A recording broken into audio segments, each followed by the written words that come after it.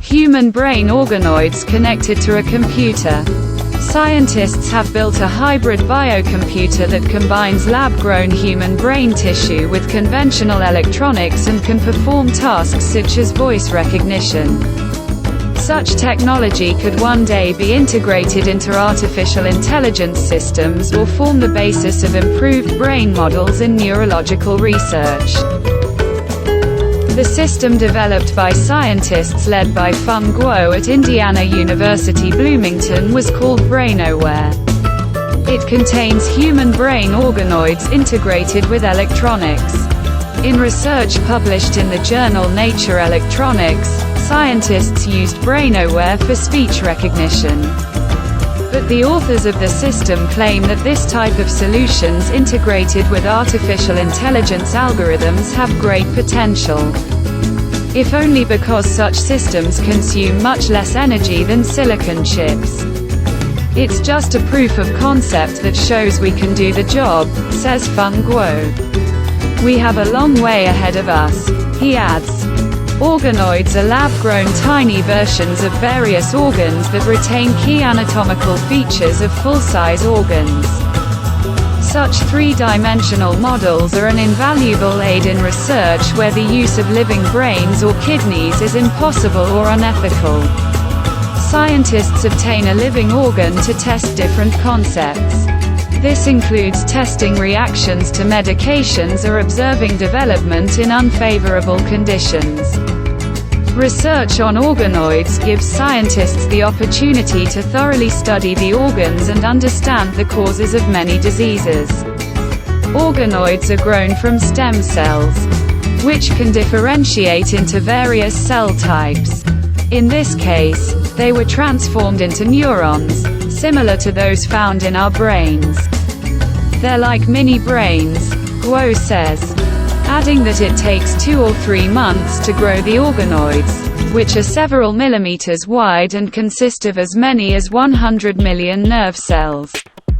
Compared to organoids, the human brain contains approximately 100 billion nerve cells. Both artificial intelligence and the brain rely primarily on transmitting signals through a neural network. We wanted to see if we could use a biological neural network in a brain organoid for computation, Guo says. The system was created by placing organoids on an array of microelectrodes that were used both to send electrical signals to the organoids and to detect the responses of nerve cells. The researchers translated the information they wanted to share with the system into electrical impulses delivered to the organoid. The brain tissue response was recorded by a sensor and decoded using a machine learning algorithm. The team used a voice recognition system. But first BrainAware had to be trained. The training was based on a set of 240 audio clips showing 8 people pronouncing Japanese vowels. BrainAware responded differently to each voice, generating a different pattern of neural activity. Initial responses from the organoids were approximately 30 to 40% accurate. But over time, the artificial intelligence learned to interpret these responses to better identify the speaker. After training, the system was able to identify voices with an accuracy of 78%. We call it adaptive learning. The training simply involved continuous playback of clips and did not provide the organoids with any form of feedback on whether they were right or wrong. When the organoids were treated with a drug that prevented new connections between nerve cells from forming, there was no improvement in voice recognition accuracy, Guo says. Combining organoids and computers could enable scientists to harness the speed and energy efficiency of human brains for artificial intelligence, Guo says. This technology can also be used to study the brain. Brain organoids can replicate the architecture and functions of the working brain in ways that simple cell cultures cannot. There is potential to use brain-aware software to model and study neurological disorders such as Alzheimer's disease. It would also be possible to test the effects and toxicity of different treatments by examining the response of organoids. But using organoids for this purpose is not without challenges. First of all, organoids can survive for a month or two at most. In addition, the cells must be grown and maintained in incubators, which will be more difficult to achieve the larger the organoids become. And more complex tasks will require larger organoids. There are two big challenges with conventional AI, Guo points out. One of them is high energy consumption.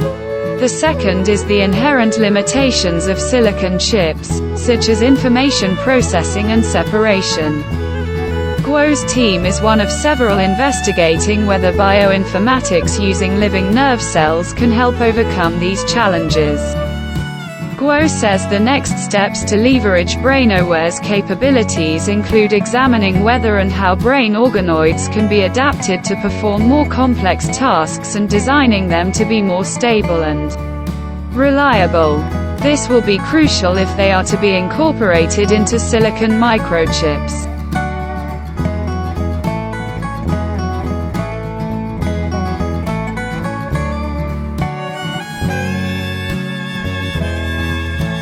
Innovative technologies are most effective when combined with optimal staff education.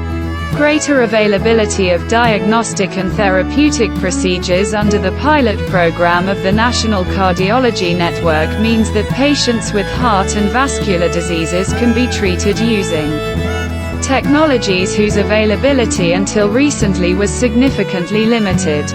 In order for innovative therapeutic solutions to be used as effectively as possible, it is necessary to optimally educate medical staff who implement them as part of everyday clinical practice, says Dr. Hab. N. Med. Maciej Kemper, head of the Laboratory of Cardiac Electrophysiology and Electrotherapy of the Cardiology and Electrotherapy Clinic of the Medical University of Gdansk. Former chairman of the Heart Rhythm section of the Polish Society of Cardiology.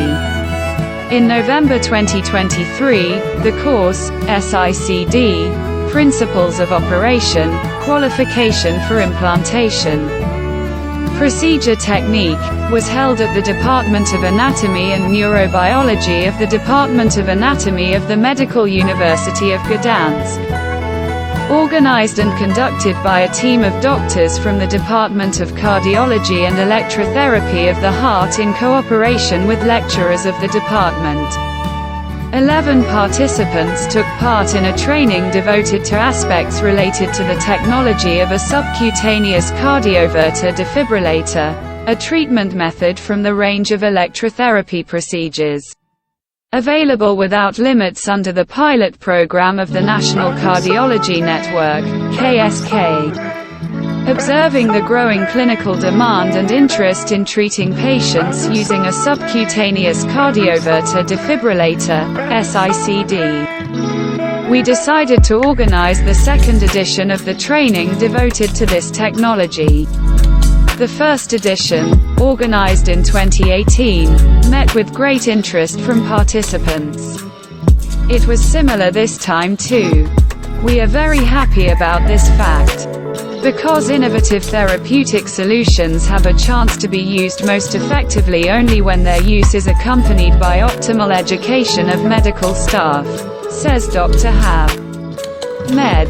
Maciej Kemper, substantive director of the course, and adds, the latest training was addressed to cardiologists and electrotherapy specialists who have started or will soon start SICD implantation procedures.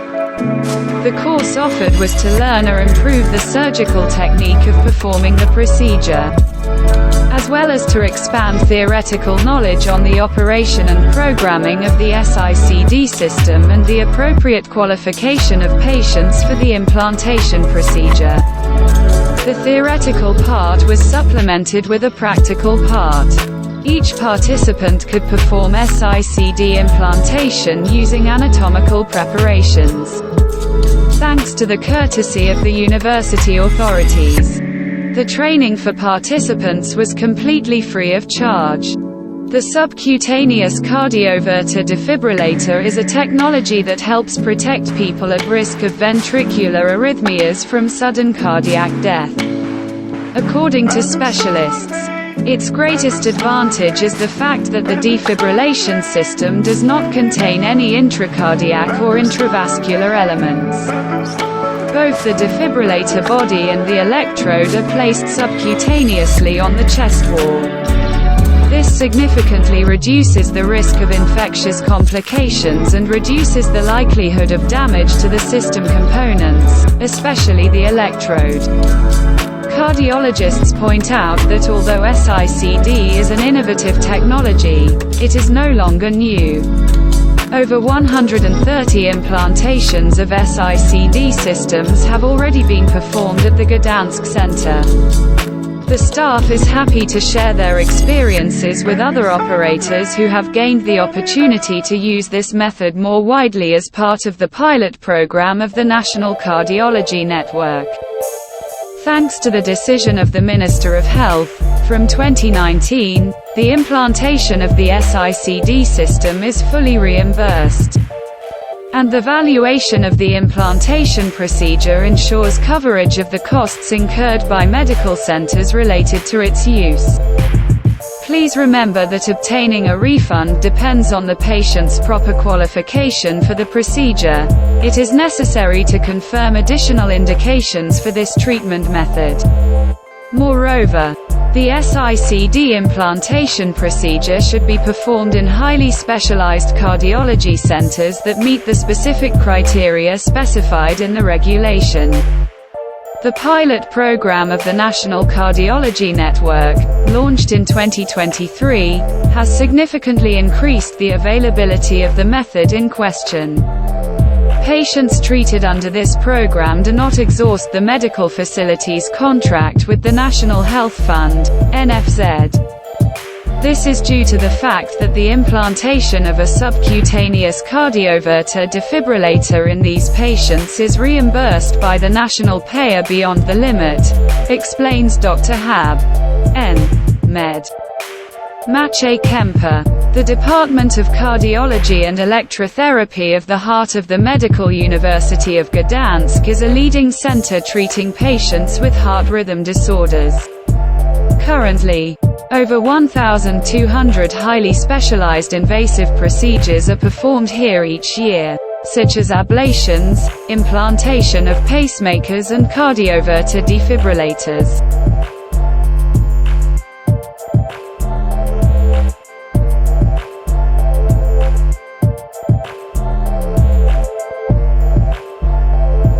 The Voyager I probe is having problems again.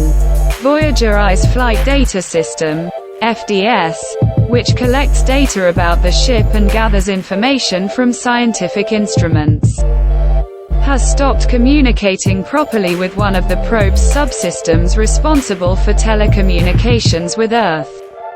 The result is a repeating sequence of zeros and ones reaching the flight center, described by NASA specialists as digital gibberish.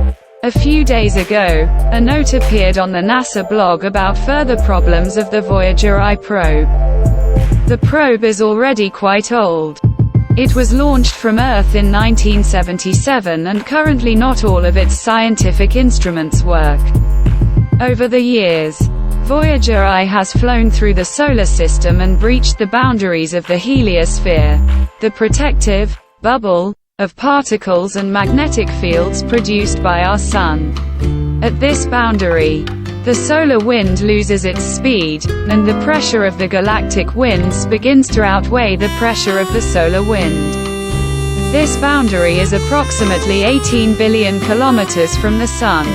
Voyager I crossed the edge of the heliosphere and entered interstellar space in 2012.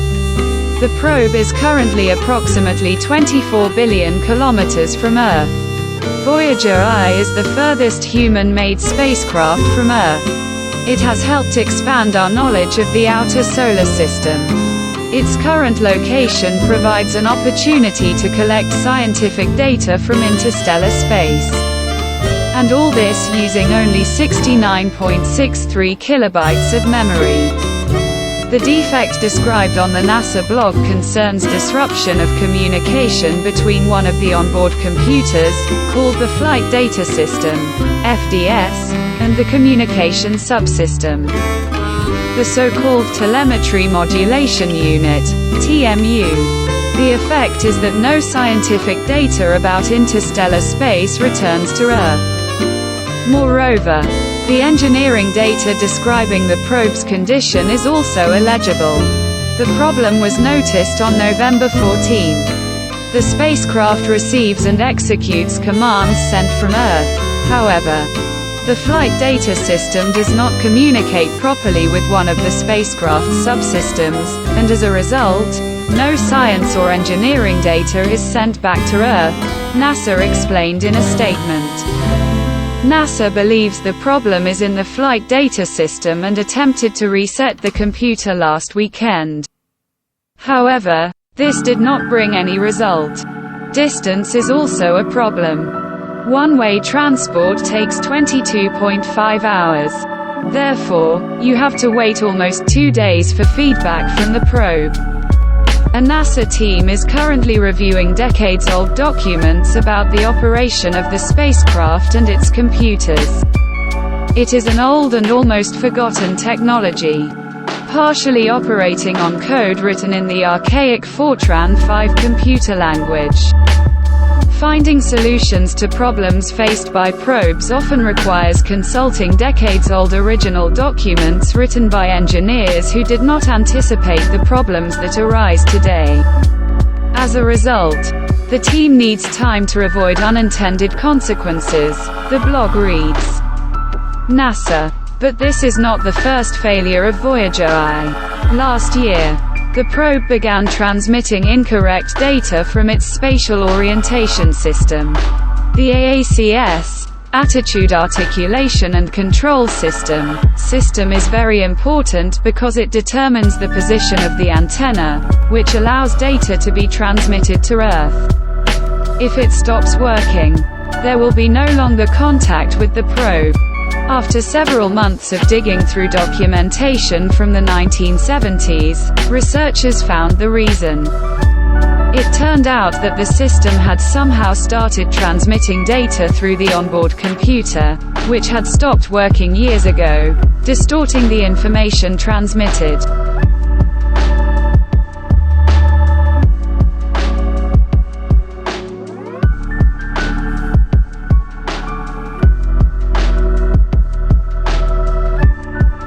Aspartame is expected to be considered a possible carcinogen. Sweeteners used, among others, in sweeteners are controversial. The latest of them concerns the popular aspartame.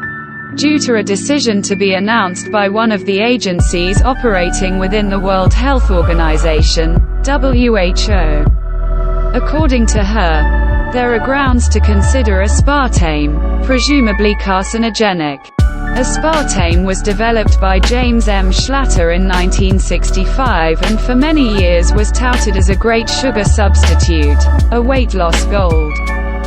This compound is 150 to even 200 times sweeter than sugar, and its caloric value is close to zero in concentrations that give a satisfactory impression of sweetness. That is why it has gained considerable popularity among dietitians. This agent is present in many food products, including in ice cream, sweet drinks, confectionery and chewing gum. Aspartame, as a food additive, has been recognized as safe by many organizations dealing with food safety and its impact on health. However, according to the International Agency for Research on Cancer, IARC, which operates within the WHO, the popular sweetener may increase the risk of developing cancer. According to Reuters, IARC, based on the results of about 1,300 studies, will probably announce that aspartame may cause cancer. However, commentators focus on the controversial nature of the decisions made so far by this WHO body based on a not entirely transparent classification system. These decisions concerned the recognition of individual substances as potentially carcinogenic. The problem with IARC's classification seems to be largely that it does not address the amount of a given substance that a person can consume without harm to health. Attempts to estimate this amount are made by other institutions. For example, another WHO agency, the Joint Committee on Food Additives, JECFA. According to JECFA, we can safely consume up to 40 milligrams of aspartame per kilogram of body weight per day. In turn, according to available research results, a person weighing about 70 kilograms would not be harmed by drinking 13 cans of Diet Coke. And it should also be emphasized that we are talking about a situation in which excessive consumption of aspartame would pose any threat to our health, not to mention the risk of causing cancer. Generally, IARC considers substances to be carcinogenic, probably carcinogenic, and not subject to classification. The assessment is based on studies conducted on humans, tissues and animals. And as already mentioned, the amount of the substance is not taken into account, but only whether it is capable of causing cancer at all. This issue is quite well illustrated by the fact that, according to this classification, asbestos, tobacco and processed meat are equally carcinogenic. In turn, glyphosate, a key ingredient of Roundup, has been found to be probably carcinogenic. This means that in this case the evidence is inconclusive as to whether it is capable of causing cancer in humans. However, aspartame is to be classified as a suspected carcinogen, alongside night shift work and electromagnetic waves emitted by mobile phones. It is also interesting that the previously mentioned JECFA is also currently analyzing data on the impact of aspartame on the human body, and is to report the results of these analyses on October 14, i.e. on the same day when IARC is to announce its decision.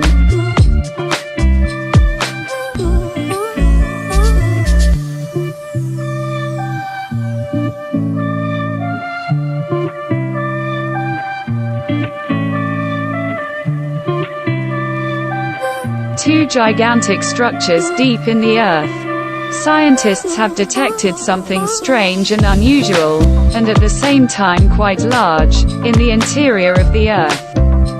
These are two huge structures that may constitute from 3 to even 9% the total volume of our planet.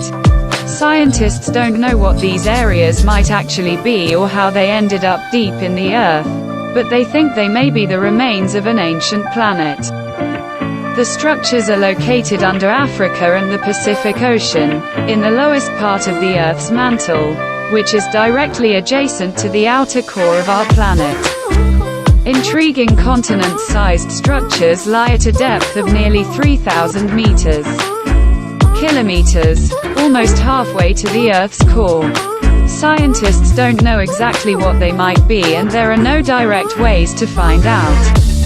The deepest hole that humanity has ever dug is the so-called the Kolsky Super Deep Well, which reaches 11,034 meters below sea level, and the total length of the well is 12,262 meters. Recently, Chinese engineers started working on a 10 kilometers deep well.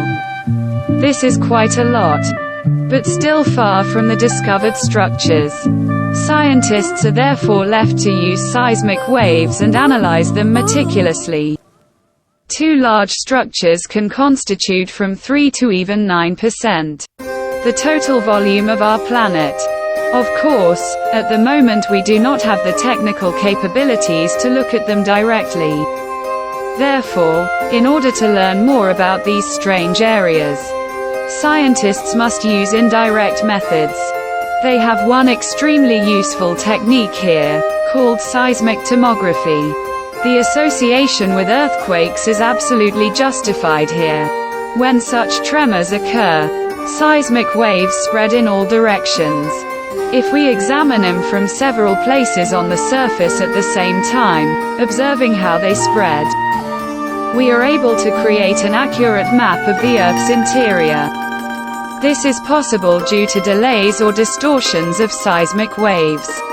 The different density of the material in the Earth's interior affects the speed at which seismic waves travel through them, which allows us to study the interior of the planet. It was with the help of seismic tomography that scientists managed to locate two unusual areas in the Earth's mantle. The method discussed above makes it possible to easily notice them. Because seismic waves propagate much slower in these places than in the space surrounding them.